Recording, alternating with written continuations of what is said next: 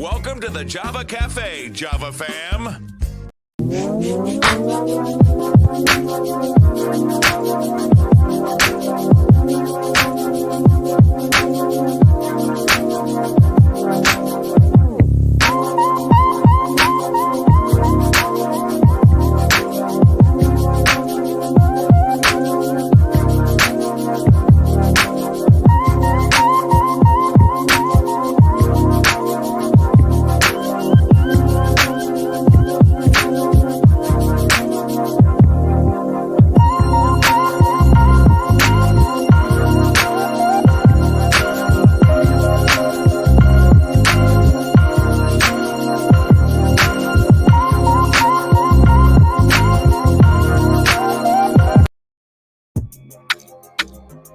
Good morning.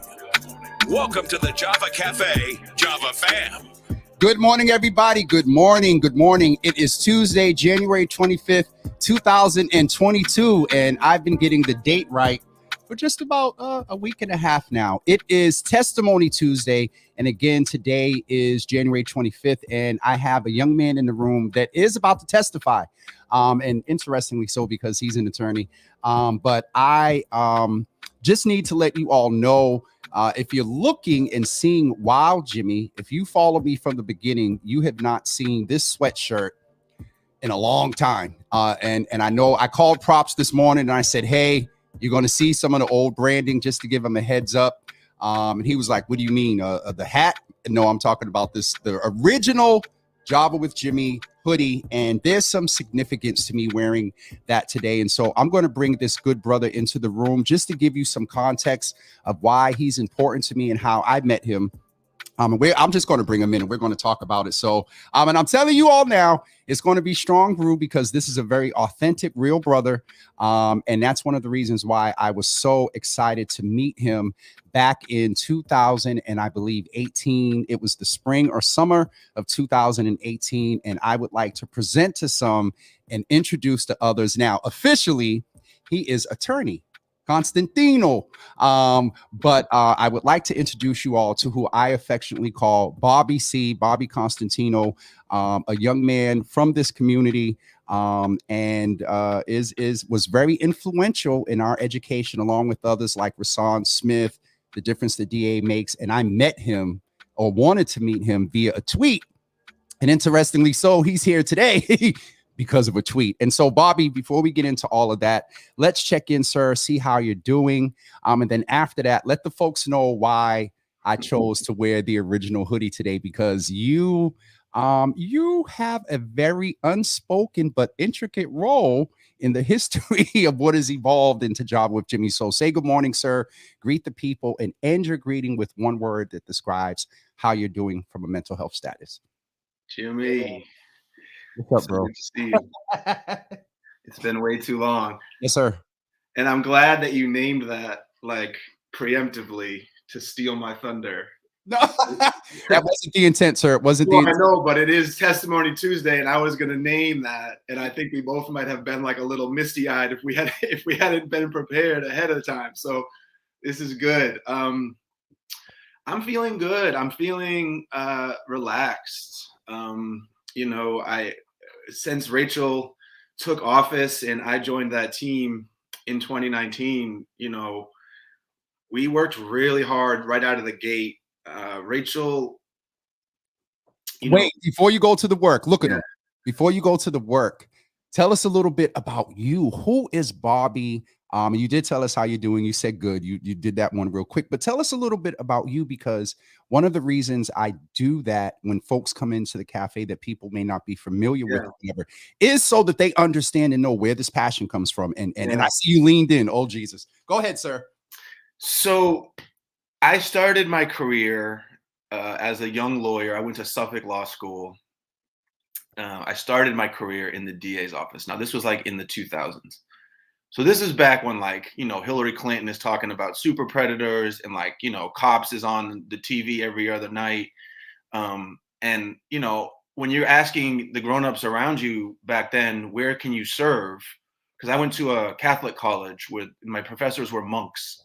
And they were like, you should serve, right? Like, your life is not just about you. Stop being a spoiled little brat. because I was a spoiled little brat for sure.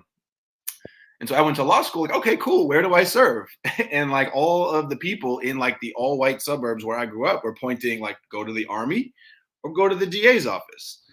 And there weren't really many other options presented, at that time as places where you could do public service and do a lot of good.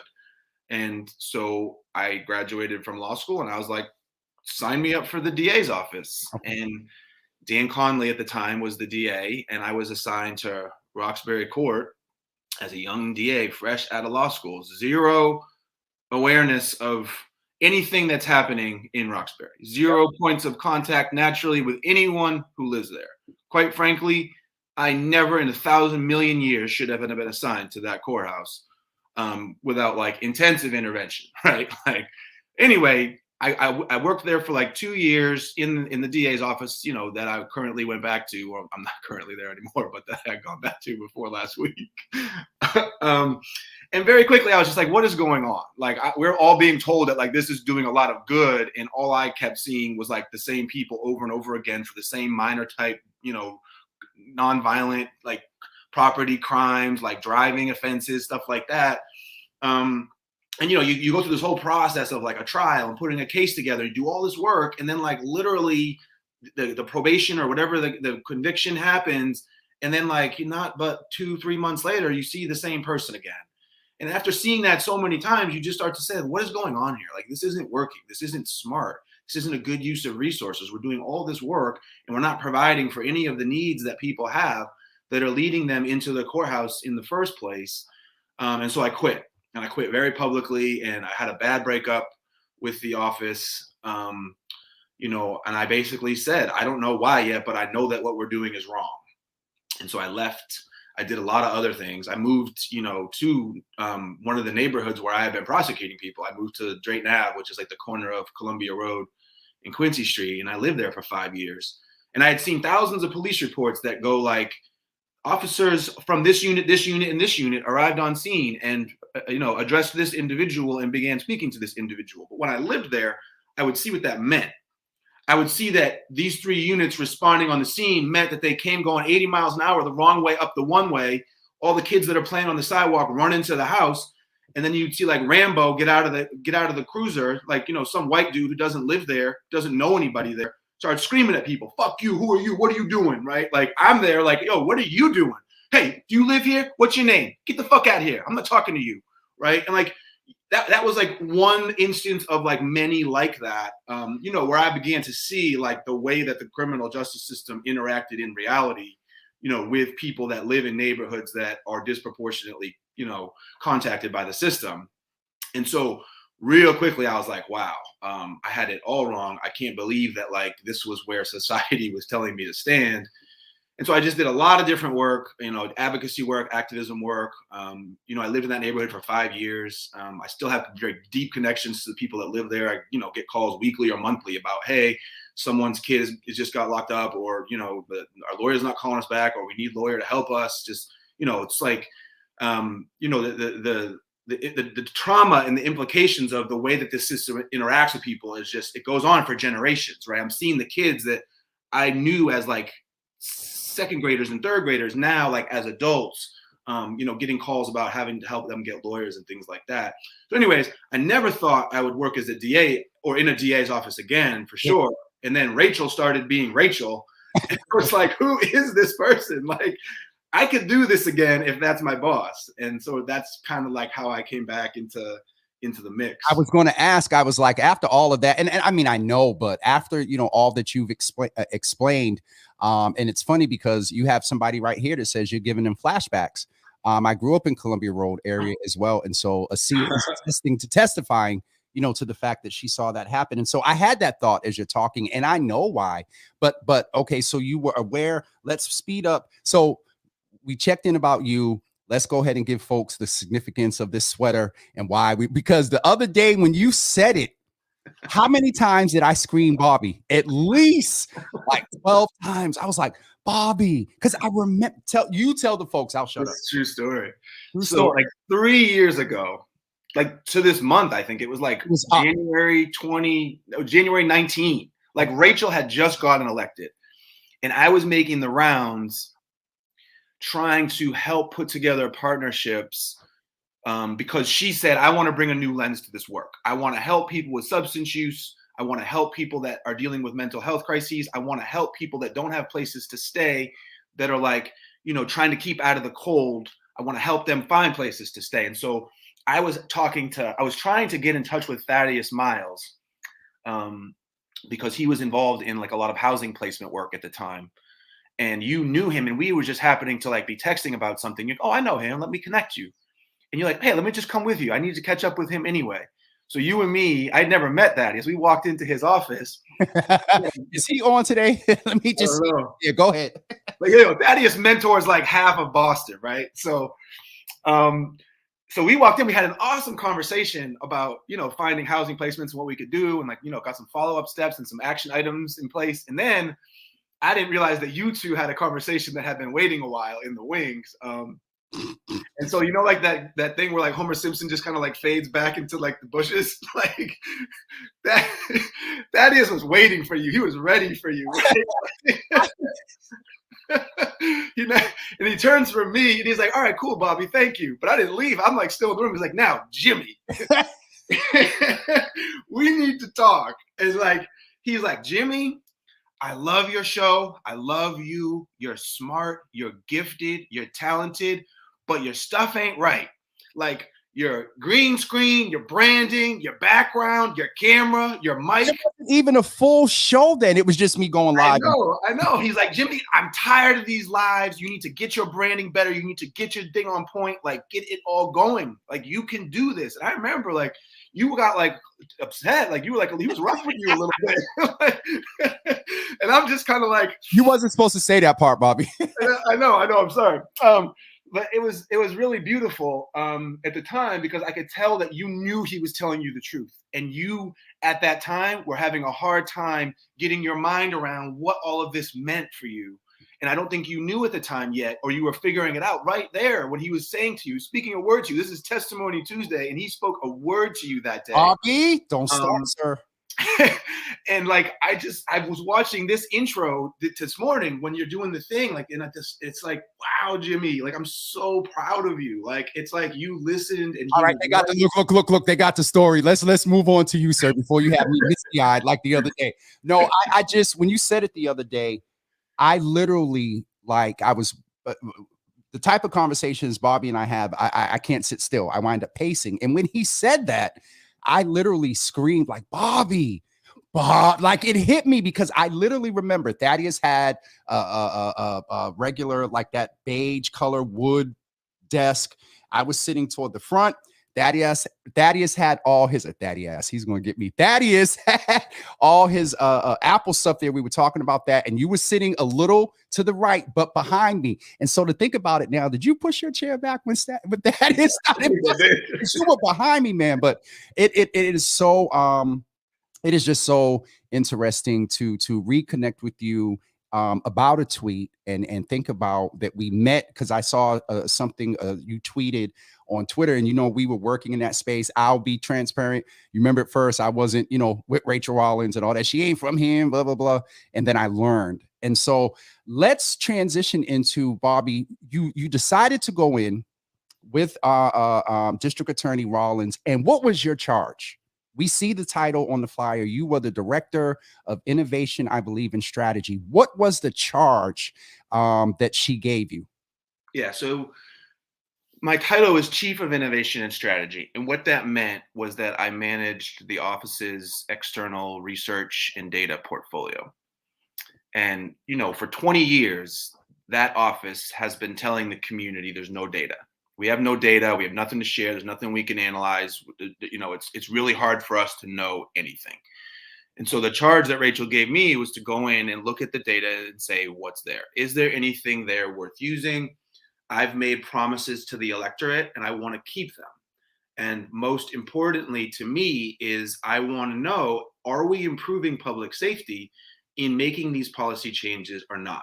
We cannot afford to not know the answer to that question.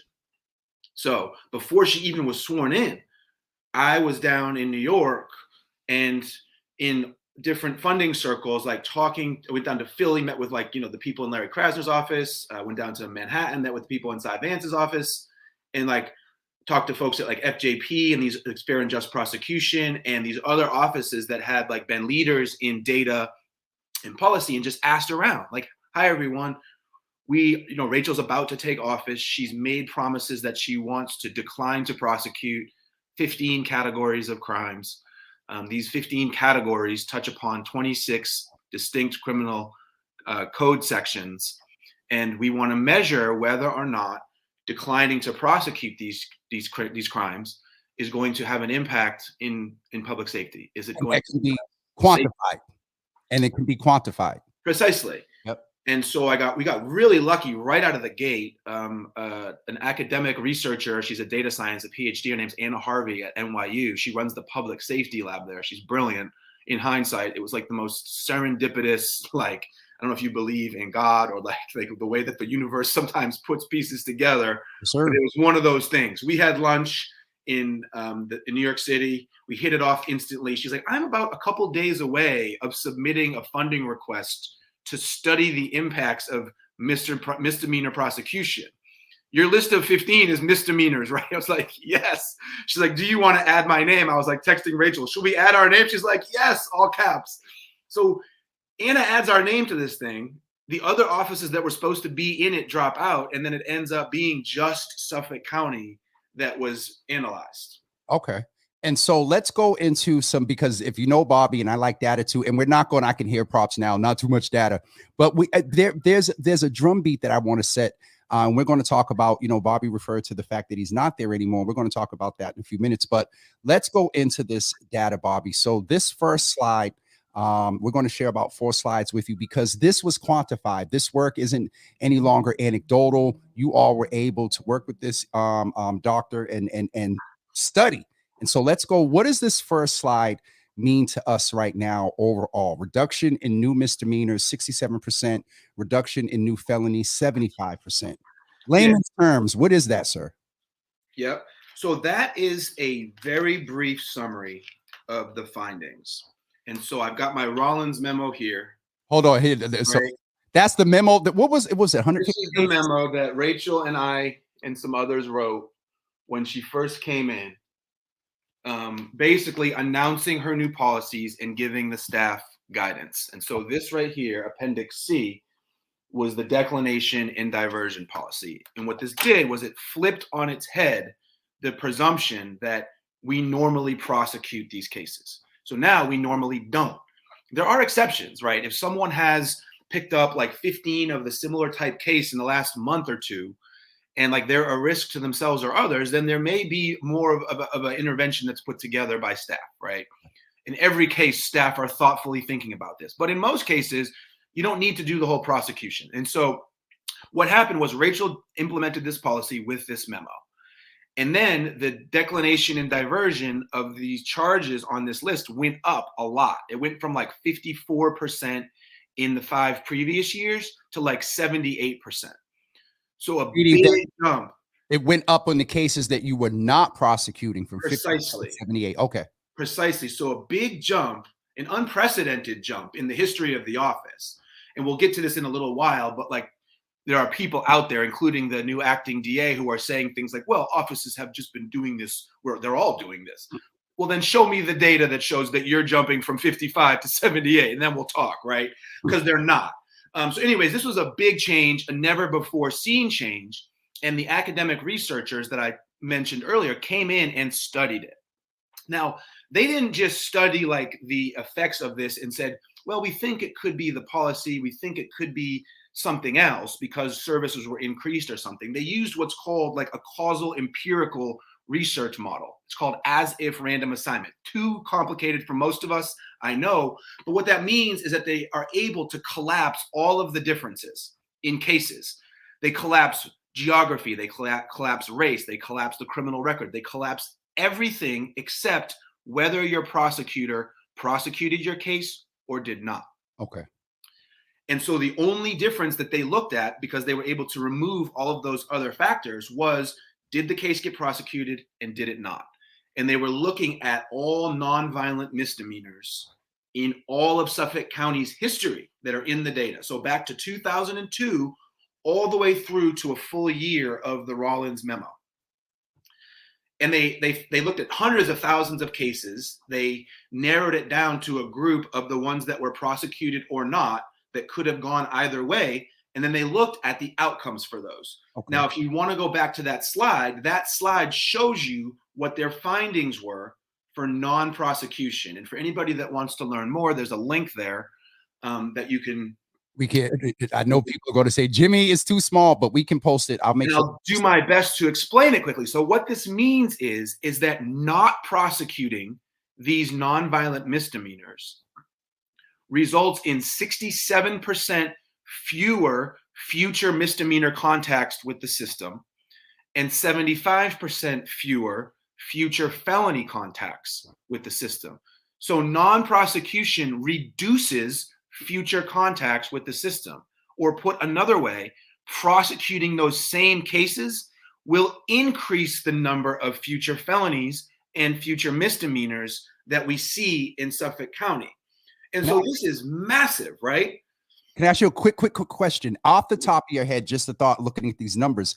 Did you do a deeper dive? Though they collapsed all those in criteria in looking at this number, is there any indication that you got of the direct impact on Black and brown communities? Knowing you see him, he's like, yeah. And so one of the findings that Anna put together is that this particular policy, because it happens on the front end and it keeps people out of the system, has a huge capacity to reduce racial disparities. Because remember, people in communities of color, they're disproportionately being brought into the system by law enforcement. We're here, right? Sir. This is the reason we're here. Come on. And so by declining and dismissing these outright, and remember that this study, when it talks about non-prosecution, it means at or prior to arraignment. So it means the case comes to the courthouse and we say, nope, right? And what this data shows is that the sooner that you dismiss these cases in the life cycle of the case, the better for public safety, right? So this research essentially says we should be dismissing almost every single misdemeanor that comes through the door as soon as we possibly can if we want to see these reductions in future felonies and future misdemeanors. But so Bobby, let me play devil's advocate for a minute. This goes against the typical sort of flow of things. You know, you get them in the system and you prosecute them and you lock them up and and they won't do it again. Recidivism, I believe, is what it's called. Are you implying that if we don't heavily involve them for misdemeanor crimes, the likeliness of them coming back into the system is lowered? It's lower. And I'm not implying that. This is a research study that our research partners have said, I will bet my doctorate on these findings, right? Like name a Nobel laureate and they will stand by this research method. So this is not like some, like JV type like team that's like, oh, we don't really know if this is correct. Now granted, it is a working paper. It is undergoing peer review, but like they've presented this to like the Minnesota Fed and like a million others. And like, they're pretty confident that this is correct. So yes, that is the results, Jimmy. Okay. And this is, I think, a big part of why we're seeing people now coming into the office and trying to erase Rachel's legacy, right? Because she has turned on its head in just 3 years everything that we have been being told about the criminal legal system for 400 years, right? Like, so Bobby, let's go through the other slides real quick, because the thing I want to draw out of today is, and with all due respect, and I know you agree with this, beyond you, and we're going to talk about why you're not there no more. Your issue is, where's the work going? And ensuring that this quantified data proof. We've been talking about data and science the last 2 years and getting us through things.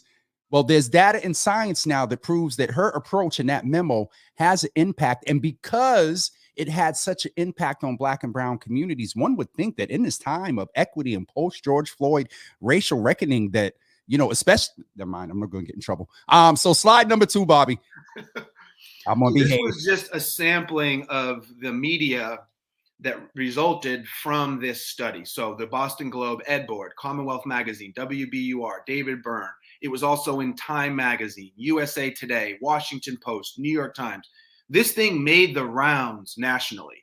This was a big deal, right? This is arguably some of the most important research to come out of the criminal legal system in the state of Massachusetts ever, right? Because it speaks directly to this lie that we've been being told for so long by all of our movies, our television shows, our elected officials, our police unions. Everyone for so long has been saying, we just need to prosecute everyone and everything, and that's how we're going to fix all of society's complex problems. And it's just absolutely backwards, right?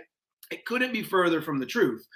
And so what Rachel did was so important and so innovative and so special, because she basically said, I spent, 6 to 9 months on the campaign trail hearing from families saying, my cold case hasn't been solved for my son's homicide in 20 years. Why are the police out there pulling people over for no reason, focusing on trespassing and suspended license cases when I can't get a call back on a homicide? And what Rachel said was, all of this nonviolent misdemeanor stuff, we're just making the situation worse. We're going to connect people with services, and we're going to focus our office's attention on the serious stuff. And so, that I think, exactly, someone just commented, Marion, it needs to be used nationally. And that is absolutely 100% the truth. Because right now, district attorneys like Rachel that have implemented new policies are getting crushed around the country. Larry Krasner facing an impeachment, George Gascon in LA County facing a second recall, Chesa Boudin in San Francisco also facing a recall. And the reason why is because crime is up in those places. Now, the next slides that I prepared, Jimmy, if you can go to it, show you why Boston is the most incredible example of why this is so important and why it works. Because these are, now I want to preface this by saying, I know that this is cold comfort for anybody who lives in a neighborhood where there are shootings happening left and right. Thank you, sir. Thank you. Go ahead. Homicides are down. Yeah, well, not where I live, right? And I completely validate that. And I know that these numbers are nowhere near good enough for the people that live in neighborhoods where they're hearing gunshots 2, 3, 4 times a week in the summertime. So I hear that, and that's correct. But when you do look at the overall citywide numbers, homicides and shootings in the city of Boston, according to the Boston Police Department end-of-year statistics, are way down compared to other places. And then, Jimmy, if you go to the next slide, you can see even more dramatically, these are Part 1 crimes. So this is like a number of serious crimes that BPD publishes every month, and then every year. Examples, we get this, and I always don't remember well, so I could use a refresher. Part 1. What are some examples of Part 1? It's like homicide, robbery and attempted, rape and attempted, aggravated assault, domestic assault, larceny from a motor vehicle, larceny other. It's all kind of, it's like the major crimes that occur. It's not everything, but as you can see, for the big stuff here, it's way down, and especially down during Rachel's tenure. So I don't know if you remember this, but Andy Lelling, who's the outgoing U.S. attorney, did an interview when he and Rachel were named Bostonians of the Year in her first year. And he said, Rachel's either a genius or we're all screwed, and Armageddon is soon to come. Now, I want to know why, when people say things like that, and then you look at these statistics, they never come back to that same reporter and say, hey, just wanted to do an update, by the way. She's a genius. That bit never happens, right? When they're doing the fear mongering and everything else, they're loud as the day is long, but when it comes time to say, oh, my mea culpa, my bad, right? Nowhere to be found. Never. And so there's quantifying evidence here. This is anecdotal, but it comes from the quantifying evidence. I'm sure they've been aware, seen some of these numbers. And so you have proven that the work works. And so let's get into, because I can't believe this is you and I, and we could stay here for a couple hours. Let's get into your concern. And it's not just yours, because as I tweeted you and whatnot, the phone, I started getting texts and whatnot, and people were like, yeah, Bobby's done some great work and whatnot. And like, how do you feel? And you've made references to, and in all fairness, as I'm in this media space, you all know I've reached out to the interim district attorney's office, and the last thing I was told, and I read the email the other day, was when it's convenient for a schedule, they'll reach out and let us know, because there is a concern, not just this particular work, but just in the cadence and the tone and the culture in which a former district attorney Rollins created over these past 3 years. The numbers don't lie. People have been engaged in that office and understanding the difference the DA makes for a few years now. And so there's a bigger picture, but specifically to what you did as chief, how do you feel the work will or may not progress in this particular vein? Yeah, so it's an important question, and it's a question that I hope that people like you will, make Kevin Hayden answer, right? Because like he gave an interview just over the weekend about the decline to prosecute policy. Are you going to continue it? And he gave some like cute non-answer, like, well, the issue is not about whether I'm going to continue, blah, blah, blah. It's like the answer is yes or no, right? Tell the people. And if you go back to the campaign in 2018, something happened in Boston that year that I've never seen happen before, right? Disparate community groups, activists that are usually like, fighting and angry and like, having beef with each other, all came together and we're like, put all that aside for a second. Don't care. We want Rachel Rollins, right? And like, I've never seen anything like that. It was incredible, right? Because there were other qualified good candidates in the race. Everybody was like, nope, we want her. And this is why elections matter, right? Because 180,000 people said, this is the person we want, and we want her because she was 100% transparent about who she said she was going to be. And then she gets sworn in, and she's like, hey, everybody, guess what? I'm still the person that I said I was going to be, and she did it. Not only did she do it, but she is incredibly thoughtful and strategic, right? She doesn't get nearly enough credit for this portfolio that we put together with academic partners all over the country. Some of the brightest, minds in the world were working with us, from Harvard, from Suffolk University Lit Lab, right? From NYU, Texas A&M, Rutgers. Like we had BU Spark Lab, right? We had partners all over the place, computer engineering students, like data scientists, technologists, people that are not cheap come in. And Rachel said, I want all these people to work with our office, right? And they're working with us for free. They get funding from foundations all over the country to do this work.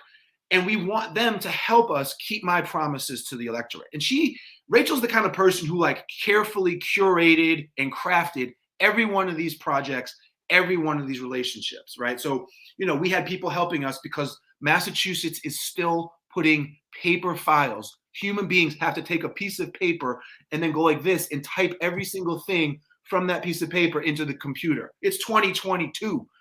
The DA's office is wasting like literally 10 to 20,000 staff hours a year doing that. It's mind-blowing. So she had all these people come in and do all this great work and get it all set up, and all of it, her 500 meetings with the community. Like she kept a ridiculous schedule. I mean, ridiculous. She would show up to like meetings early in the morning. We'd have breakfast sometimes. She'd be exhausted. I'm like, what's up? Were you up all night? She's like, oh no, there was a homicide. I had to go to the scene at like 2:30 a.m. We seen it in action. And so, Bobby, just to get us up, what are your concerns about the work? A little bit on this transition of, and we understand we're going through it right now in Boston, and just whenever there's new leadership, there's potential for transition. What are your concerns about the transition and the work? Yeah, so all of this got, all of this got set up by Rachel. All of it's working, right? All of the data is bearing it out that it's actually improving public safety. Yep. So it's not like just some trifling little thing that if you come in and tinker with and discontinue, it's not going to have any impact in the community, right? Like the data says this is improving public safety. So the new administration comes in. I was actually excited because I had talked to a lot of people who had said basically like, don't worry, this guy is not going to disrupt anything. He's going to keep the trains running on time. We've gotten assurances that like he's not going to come in and fire anyone or discontinue, Rachel's agenda. I personally know people that texted him and told him, hey, make sure you talk to Bobby and some other people. They have really important work that's ongoing. Like, don't let it slip through the cracks. I know this for a fact, right? And so when he comes in, I'm like, great. I reported directly to Rachel. I had this whole portfolio of projects in a briefing that I put together for him on his, first day in the office, which was Monday the 10th.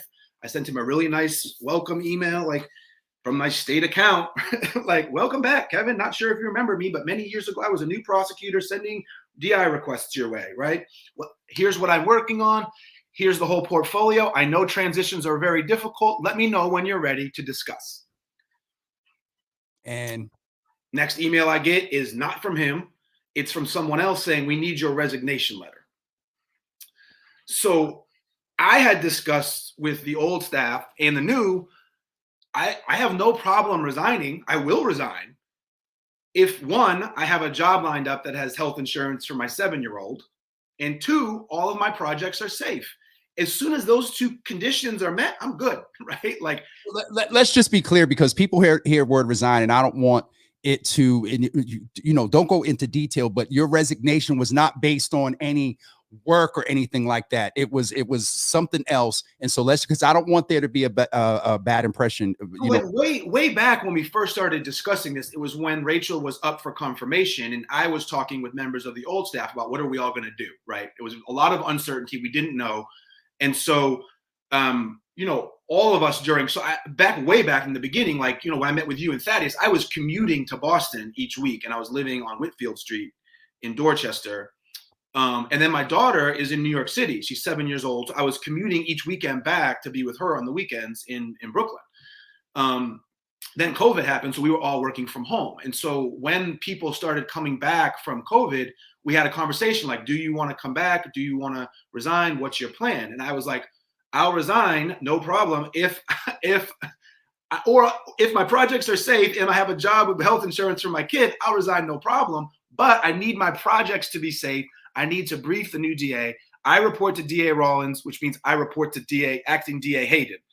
So he's the only person who can fire me or make me resign or tell me my projects are yes, going to continue, or no. So on his first day, I said, hey, Kevin, love to meet with you and brief you as soon as you're ready. I know transitions are rough. Let me know when is a good time, right? Then I get the thing, you got to resign. So then I reply, include acting DA Hayden and acting First Assistant Mullen. And let me just say a note about this guy, Mullen. He's like a throwback to like 2003. He could be like an extra that's like friends with Ben Affleck in Good Will Hunting. It's astonishing that someone would put this person in that position after you had someone like Danny Mulhern running that office, right? Like I'm truly like, wow, like you got to try really hard to step in it this bad. Anyways, I include both of them on the email and say, according to the office org chart, I report to the DA, okay?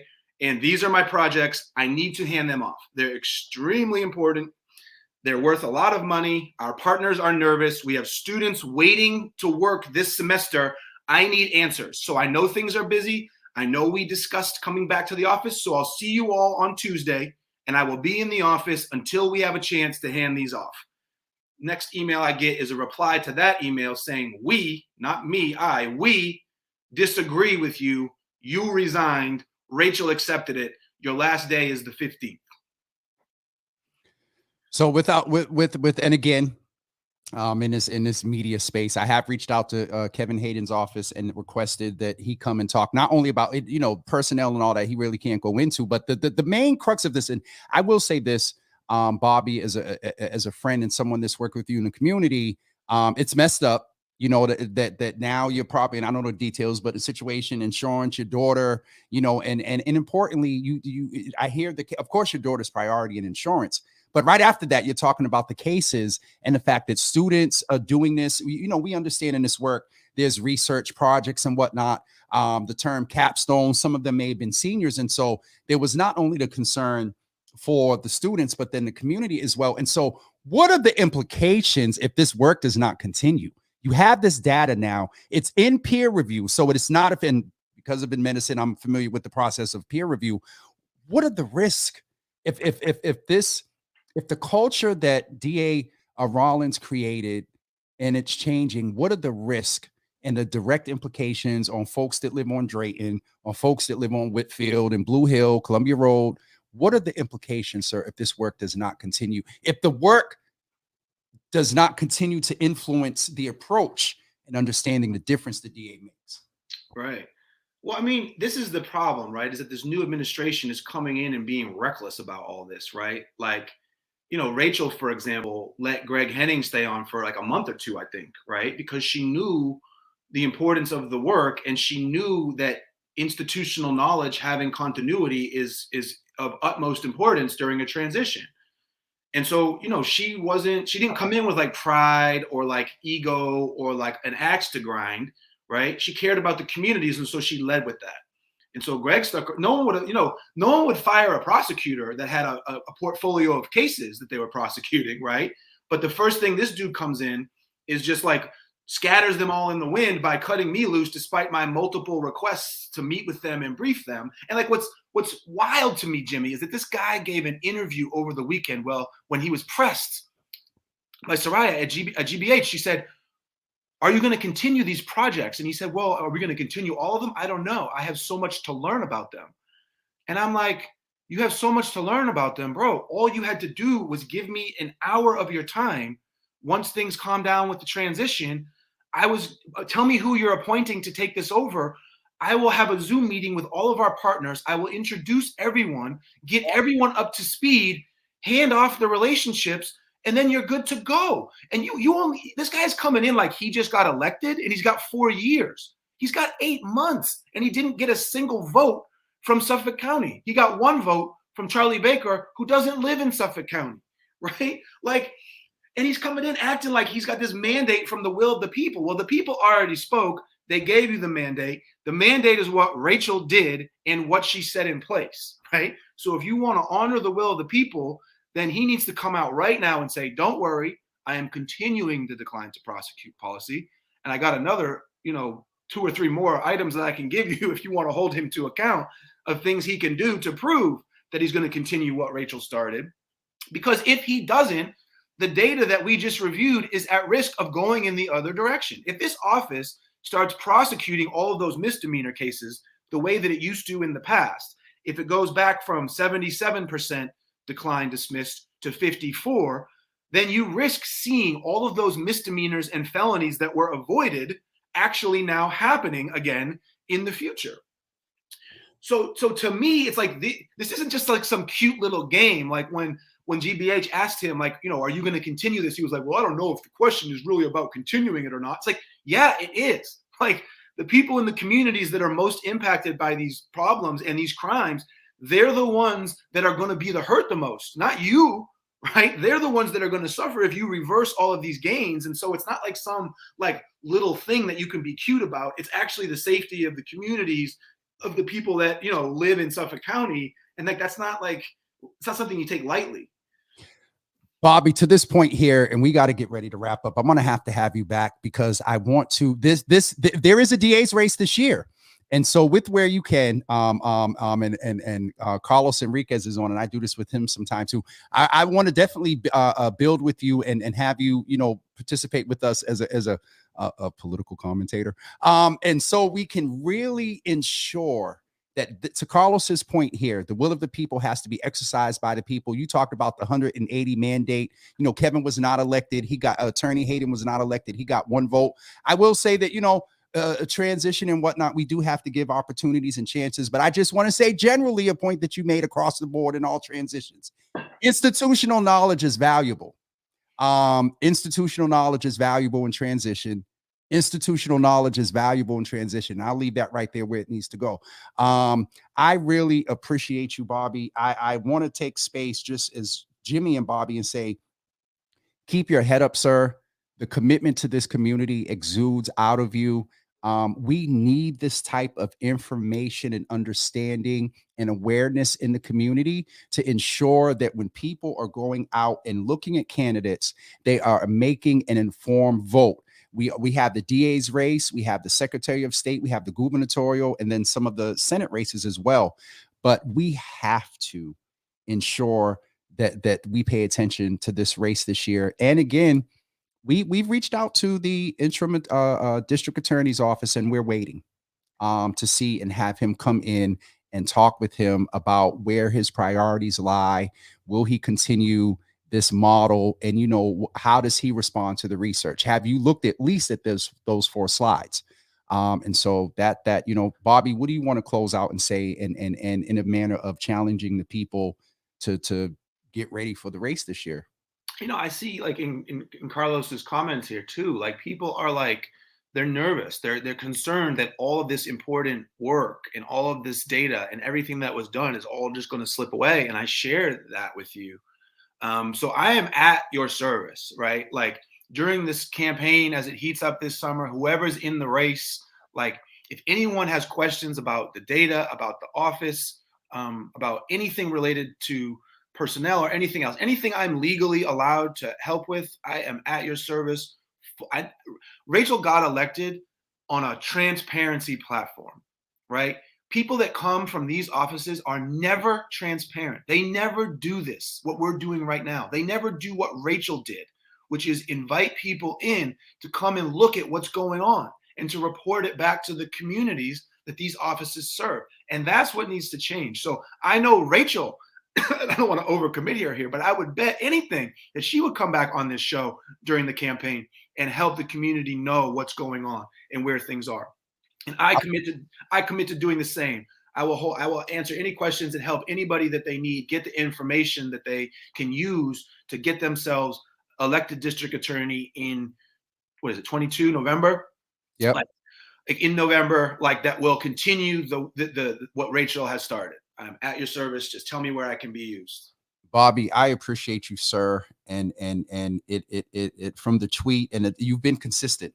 From the tweet to and I say this out of love, to the snarkiness, to the approach. Bobby and I know that we we learned a lot about each other and about that office in 2018 and even in 19 when this work was starting. So from the work that you've done, Bobby, respect to you and thank you. From the historical context of you being there the day Thaddeus got me from stop going live to cussing people out to establish a brand. You being a part of that is very special to me, sir. And so I appreciate you. I got to go handle some business and pay some bills. I just wanted to go in. What's up, Los? And so I just wanted to share, a lot of the people really appreciated you coming in and sharing this information. Please go back, check the comments, engage where you would like, because these type of combos help create more awareness. And so when people hear about the DA's race coming, they're going to, this is going to get platforms like this and different conversations like PSA show and others. It keeps people aware. And so, Bobby, I thank you, man. And I'm sure we'll be following up sometime later today when I text you the 3 little fire icons. But I appreciate you, brother. Get rest. Give the daughter, hug the daughter from me, and we'll talk. All right. Amen, Jimmy. Thank you too, bro. Appreciate you. Yes, sir. Thank you, brother. Listen, if you all did not have an understanding of the potential of what the DA's office can do, you got it right there. From even back to 2018 when we were starting, I've learned a lot. Very quickly, because it's 8 minutes to 10 o'clock, I want to let you all go. Just want to remind you of a couple of things. We're going to continue in the vein of not law enforcement, but after the folks are prosecuted, if they're prosecuted, and if it doesn't work in their favor, in some cases, this young man here is responsible for housing him. This is, as I said before, an election year. Steve Tompkins is the incumbent sheriff here in the Suffolk County, and he will be with us tomorrow to discuss his current work, what he can point to as the current sheriff, and what he's looking to do as a candidate to continue in that office as incumbent. And then on Thursday morning, we have the wonderful Quincy Roberts. He is the LGBTQI plus liaison for the city of Boston. He is working on a campaign called Beyond Pride, and he will be with us to talk about that. And on Friday, Attorney Tanisha M. Sullivan, candidate for Secretary of State, will be with us at 9 a.m. to discuss her candidacy and her work in the community and why she is running for office. And then also on this coming Monday, we are going to continue with Dr. Brandy Brooks, at 9 a.m. Yesterday's session, I got so many texts and inboxes about what they're expecting from Mental Health Mondays from now on. So Dr. Brandy Brooks will be with us at 9 a.m. on Monday. And then at 1 p.m., we are bringing back Black mental wealth. And as we've been curating conversations about Black equity in the cannabis industry and Black space here in Boston, my becoming friend, Joseph Gilmore, Cannabis Fund Manager, and also Boston Equity Program, he's going to be with us to kick that segment back off for Black mental wealth. I think I covered everything. Merch is available. I've worked with props and we've come to a compromise. Drop dead date of you being able to go and get this will be on February 1st on Tuesday. We're kicking off Black History Month. The website will be ready. Also, I've been putting pictures up. I don't have the picture in front of me, but Java with Jimmy, handmade, soy, natural, handmade candles will be available the week of February 7th. We have scents for you like B6 flight B6 1519 and also 7th and Peachtree, and we'll share more about that later. I'm going to get off of here, you all, and go take care of some business. Just remember also to sign up for Mass Notify. Want to hear more about it? Here it goes. Your phone connects you to your family, your friends, your work. It keeps you up to date about the world around you. So why not use it to keep you and your loved ones safe? Now you can. Mass Notify can alert you to possible COVID-19 exposures right on your smartphone. It's anonymous and secure, and your location is never tracked. We're not out of the woods yet, so even if you're vaccinated, Mass Notify is a tool for you. Help Massachusetts reopen safely. Add your phone to the fight. Visit mass.gov/massnotify. All right, folks, we're going to get ready to go. I appreciate all of your input today. Just double checking the comments here. $44.99 for the hoodie, brother. It used to be $50. Carlos, good to see you in the room as always. Don't forget to check him out on Sundays at 10 a.m. The PSA show. Check him out there. All right, folks, I'm going to get ready to go.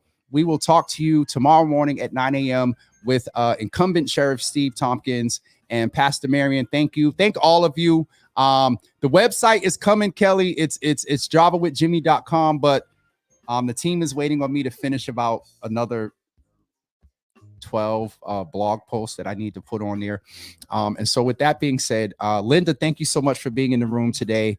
Yes, very interesting. I'm gradually becoming optimistic once again. That's good to hear, Linda. Linda, is this my IDCL, Linda, that I took political training with back in the day? Good to see you. If not, still good to see you in the room. All right, everyone, have a wonderful day. We're getting off of here. Carlos texted me, so I need to go see what he said. Have a wonderful day, everybody, and we shall see you soon. Peace.